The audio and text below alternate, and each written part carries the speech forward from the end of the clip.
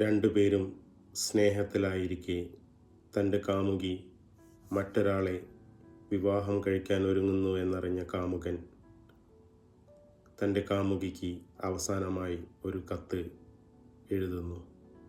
അതിങ്ങനെയായിരുന്നു: ഞാൻ ഇതുവരെ സംബോധന ചെയ്തിരുന്നത് പോലെ തന്നെ തുടങ്ങട്ടെ. ചക്കി, ഞാനാകെ തളർന്നിരിക്കുന്നു. സ്വയം സാന്ത്വനിപ്പിക്കുവാൻ ശ്രമിക്കുന്നു. നിന്റെ സമൃദ്ധ ഭീതികളിൽ നീ എന്നും ആവർത്തിക്കാറുള്ളതുപോലെ തൂത്താൽ പോകാത്ത തലയിലെഴുത്ത്.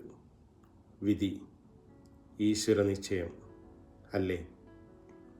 എങ്കിലും ഞാൻ ചോദിക്കട്ടെ, മറ്റുള്ളവരുടെ ഇഷ്ടത്തിനനുസരിച്ചാണോ നാം ജീവിക്കേണ്ടത്?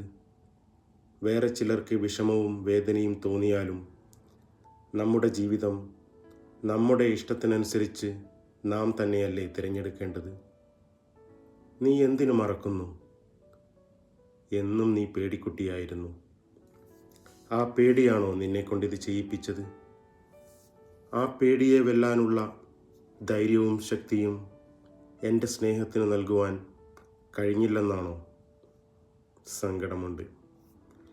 എങ്കിലും പരിഭവമോ പകയോ ഇല്ലാതെ ഒരു കാര്യം തുറന്നു പറയുന്നു. എത്ര പുണ്യപൂരിതവും പൂജനീയവുമായ ഒരു ശുദ്ധ സ്വാത്വിക സ്നേഹലഹരിയായിരുന്നു നമ്മുടേത്.